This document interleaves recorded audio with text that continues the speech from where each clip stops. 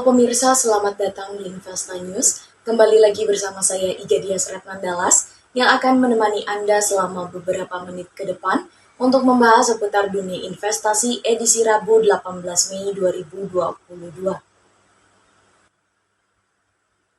Berita pertama pada hari ini, indeks harga saham gabungan berhasil ditutup di zona hijau pada akhir perdagangan Selasa. IHSG rebound setelah tertekan 5 hari berturut-turut sepanjang pekan lalu.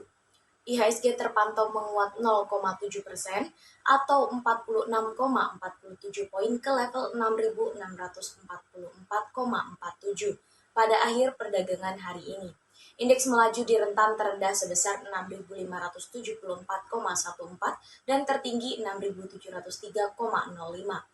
Penguatan terjadi seiring dengan kenaikan 317 saham pada perdagangan hari ini. Sementara itu sebanyak 223 saham melemah dan 156 saham lainnya terpantau stagnan. Terpantau aksi beli bersih investor asing mencapai 169,60 miliar di seluruh pasar.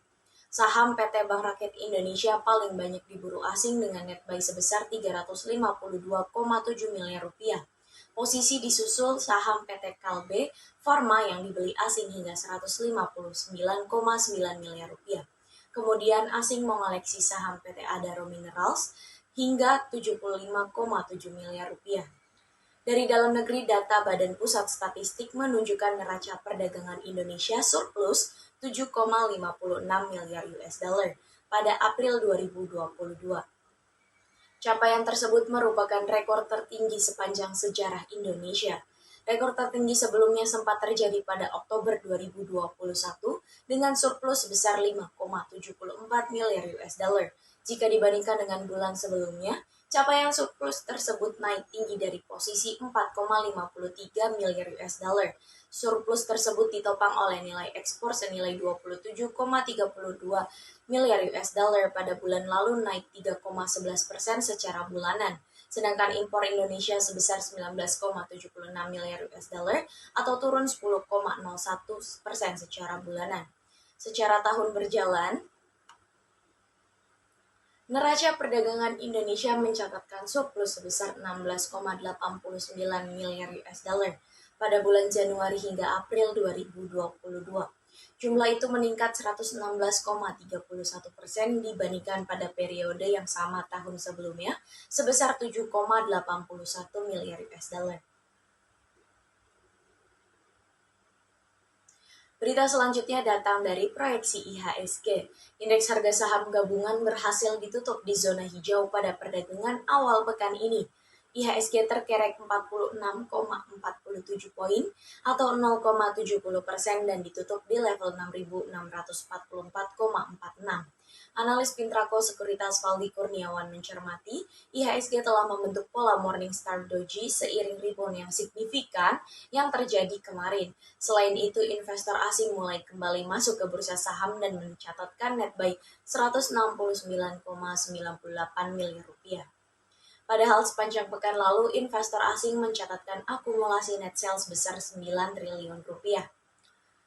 Ini membuka peluang rebound lanjutan ke kisaran 6.730 hingga 6.750 di Rabu. Dia mengira IHSG hari ini akan bergerak dengan level support di 6.600 dan resisten di 6.730. Sementara itu, analis Arta Sekuritas Indonesia Dennis Christopher Jordan mengatakan penguatan IHSG di awal pekan ini didukung bargain hunting setelah pelemahan yang terjadi dalam sepekan terakhir.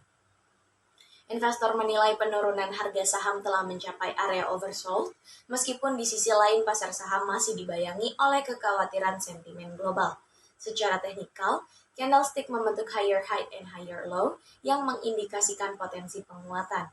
Pergerakan IHSG akan didorong oleh rilis kinerja emiten kuartal pertama 2022.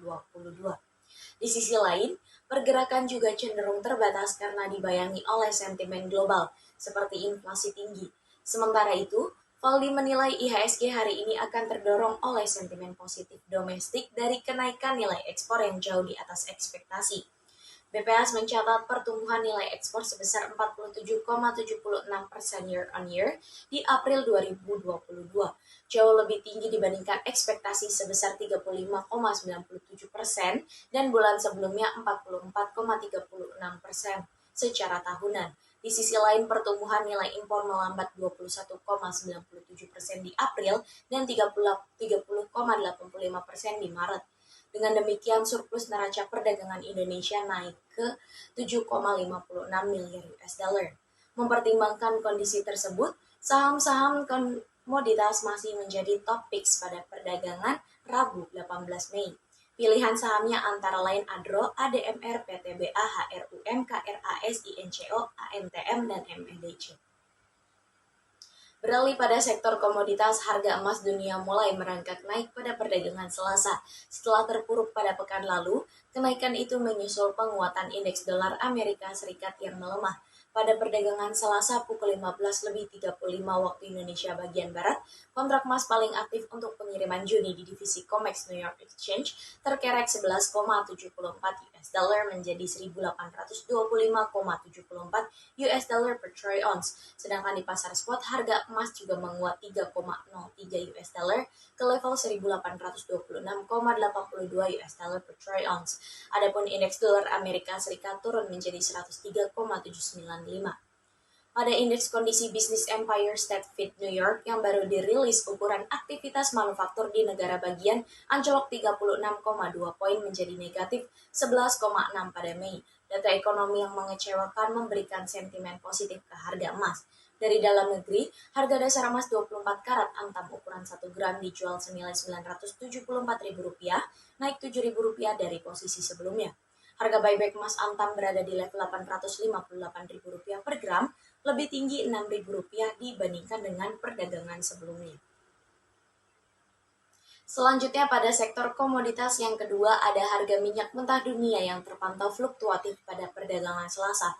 Hungaria menolak desakan Uni Eropa untuk larangan impor minyak Rusia yang akan memperketat pasokan global. Di sisi lain, investor mengambil keuntungan menyusul rally baru-baru ini. Pada perdagangan Selasa pukul 15.50 waktu Indonesia bagian Barat, harga minyak West Texas Intermediate untuk pengiriman Juni 2022 terkoreksi 1,80% menjadi 112,15 US dollar per barel di New York Central Exchange. Harga minyak mentah Brent untuk pengiriman Juli 2022 justru mengalami kenaikan tipis 0,37% menjadi 114,66 US dollar per barel di London ICE Futures Exchange. Para menteri luar negeri Uni Eropa pada Senin gagal dalam upaya mereka untuk menekan Budapest agar mencabut hak vetonya atas embargo minyak yang diusulkan terhadap Rusia. Pada sisi permintaan, data dari Cina menunjukkan ekonomi terbesar kedua di dunia itu memproses minyak mentah 11%, lebih sedikit pada April dibandingkan dengan tahun sebelumnya. Administrasi Informasi Energi melaporkan produksi minyak Permian di Texas dan New Mexico, cekungan minyak serpi terbesar Amerika Serikat akan naik 88.000 barel per hari ke rekor 5,219 juta bph pada Juni. Departemen Energi Amerika Serikat mengungkapkan persediaan dalam cadangan minyak strategis turun menjadi 538 juta barel, terendah sejak 1987. Berita penutup kita pada pagi hari ini ialah ada harapan kurs rupiah kembali menguat pada perdagangan hari ini. Kemarin kurs spot rupiah ditutup menguat 0,35% menjadi Rp14.645 per dolar Amerika Serikat. Sekedar mengingatkan di Senin saat perdagangan di dalam negeri libur, kurs spot rupiah melemah hingga mencapai Rp14.697 per dolar Amerika Serikat. Ini level terendah rupiah setidaknya sejak November 2020 silam. Ada beberapa sentimen yang akan mempengaruhi rupiah. Pertama, penjualan retail Amerika Serikat di April hanya naik 0,9%. Ini lebih rendah dari proyeksi konsensus di 1% dan dari bulan sebelumnya yang 1,4%. Ini memperkuat ekspektasi inflasi Amerika Serikat telah mencapai puncak. Kedua, tidak ada kasus baru COVID-19 di Cina beberapa hari terakhir. Ini mendorong ekspektasi Cina akan mulai melonggarkan lockdown dan mengurangi resiko gangguan rantai pasokan. tutur Joshua Pardede, Kepala Ekonom Bank Permata. Analis DCFX Futures Lukman Leong juga melihat ada potensi aksi beli asing yang meningkat di bursa saham, seiring turunnya resiko. Hitungan dia rupiah akan bergerak antara 14.550 hingga 14.700 rupiah hari ini. Sedangkan prediksi Joshua, rupiah akan bergerak antara 14.600 hingga 14.675 rupiah. Berita tersebut menjadi berita penutup kita pada perjumpaan pagi kali ini. Saya Gedia Srenandalas pamit undur diri, sampai jumpa.